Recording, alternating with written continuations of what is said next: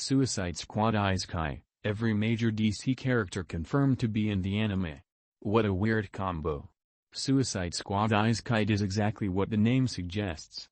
It takes the eponymous team of DC villains and sends them to another fantastical world. That journey is the foundation for Isekai anime, and it's not even new for DC.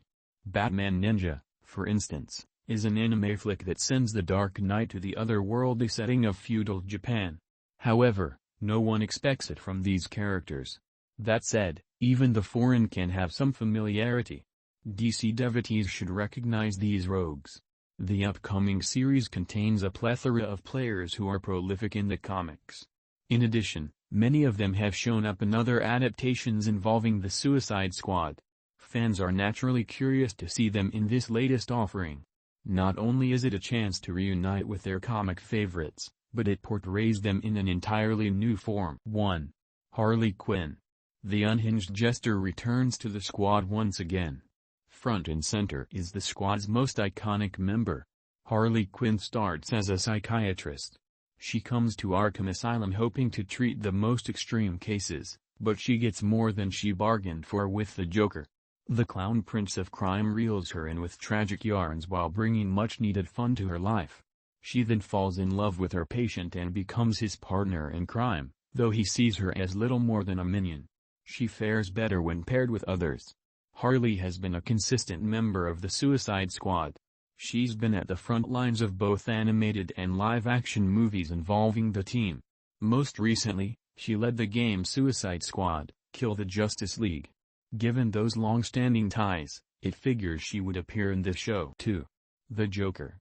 The Clown Prince of Crime accompanies his girlfriend in this adventure. Hand in hand with Harley is her puddin'. The Joker is among the most notorious villains in the DC universe, but little is known about his origin. Some tales paint him as a hitman for the mob, others portray him as a down-on-his-luck comedian. The constant is that he falls into a tank of acid, which bleaches his skin and drives him mad. That insanity makes him an unpredictable and dangerous foe for Batman. Even other villains hate working with him. That's partly why he's not a member of the squad. Granted, the Joker occasionally shows up in their stories, but it's usually to disrupt their missions. By extension, he tests Harley's resolve by questioning her loyalty. Perhaps that will be the case here. 3. Deadshot. The master marksman could lead the team in their Isekai exploits. One character who is a recurring part of the team is Deadshot. Floyd Lawton is a professional assassin hailed for his marksmanship. He can hit targets from seemingly any angle or distance. He carefully plans his kills and executes them with methodical detail. That skill set makes him a tricky enemy for Batman, but it also makes him ideal for the squad. Deadshot's efficiency often puts him in a leadership position. Movies like Batman, Assault on Arkham, Suicide Squad, Hell to Pay, and the 2016 live-action film put him, reluctantly, in charge of operations. That isn't the case in Kill the Justice League, but that game is an outlier in many areas. For this upcoming series, Lawton will likely keep the team on track amid the Isekai craziness. 4. Peacemaker. The crazy killer strives to ensure peace, even in another world. Having a short yet unmistakable role in the trailers is Peacemaker. Christopher Smith's roots lie in diplomacy. He prizes peace above all, and he kills whomever he deems necessary to achieve it. His targets mainly include dictators and warlords, but his actions still alienate him from most DC heroes. His methods are simply too extreme. That revulsion extends to villains. Peacemaker doesn't have any significant ties to the squad. He's a part-time member at most. However, his popularity exploded due to his role in James Gunn's The Suicide Squad and the subsequent spin-off show. That might explain why his outfit in Isekai looks virtually identical. 5. Katana. The exiled samurai may not fit in with the squad, but she's ideal for this medium. Hailing from Japan, Katana is the most appropriate for an anime tale. Tatsuyama Shiro loses her husband and children to the Yakuza. All she has left is a mystical sword holding her bow's soul. This compels her to train as a samurai and travel to America. She doesn't turn to villainy, though. Instead, she fights crime, even joining several superhero teams like the Justice League and the Outsiders. Katana rarely associates herself with the Suicide Squad. In most cases, Waller brings her in as outside help. She helps lead the crooks and keep them in line. The most prominent example is the 2016 film, where she serves as backup for Rick Flag. Isekai may place her in that position again. 6. King Shark. The ocean predator comes ashore to help out the squad. As the name suggests, King Shark descends from underwater royalty. Nene is the son of a shark god.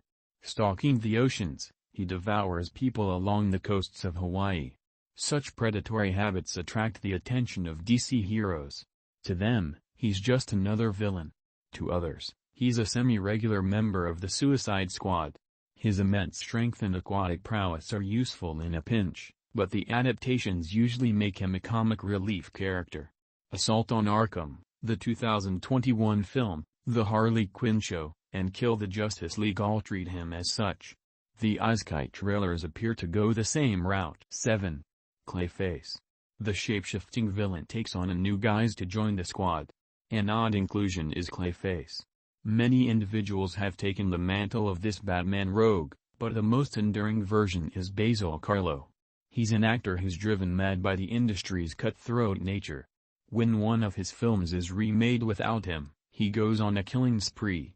He later injects himself with blood samples from other Clayfaces, thereby gaining powers for himself. With the slimy shape-shifting gifts, he can have any role he wants. As such, he rarely works with the Suicide Squad. He sometimes teams up with individual members, such as in the Harley Quinn series, but his group efforts mostly consist of other teams like the Secret Society and the Mud Pack. Isekai looks to mix things up in that regard, and not just through his makeover. 8. Amanda Waller. The squad's boss is here, and she's as ruthless as ever. One can't have the Suicide Squad without the boss. After criminals leave her a widow and a grieving mother, Amanda Waller becomes a U.S. government agent. She possesses political savviness and an uncanny ability to get things done, which earned her various powerful positions. DC fans frequently see her running initiatives like ARGUS and Cadmus. Her methods may be unethical, but they're all to protect her country. Task Force X truly tests that notion. Waller takes inspiration from the program's previous renditions and revives it as the Suicide Squad. That role makes her a mainstay in any tale involving the reluctant team. She picks the members and strong-arms them into completing the mission. Obviously, she'll fulfill the same function in the latest tale. 9. Rick Flag. The field leader tries to rein in the squad's anime craziness. Waller may coordinate, but the field leader is Rick Flag. This seasoned spy and military man quickly earns acclaim within the U.S. government. He gains a proud reputation as a man who follows orders and serves his country with distinction. It's no wonder why Waller picks him to head her covert ops. He commands Task Force X during missions, keeping them focused and ensuring they achieve their goal.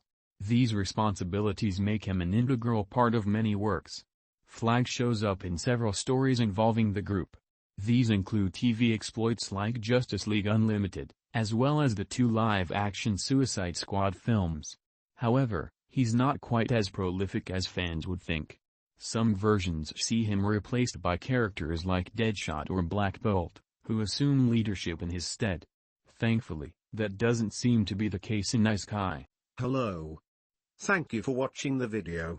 Be sure to like and subscribe. If you have any suggestions for future content, comment and let me know. I know many are not comfortable with AI art, but I am saving to gather supplies to delve into other art styles.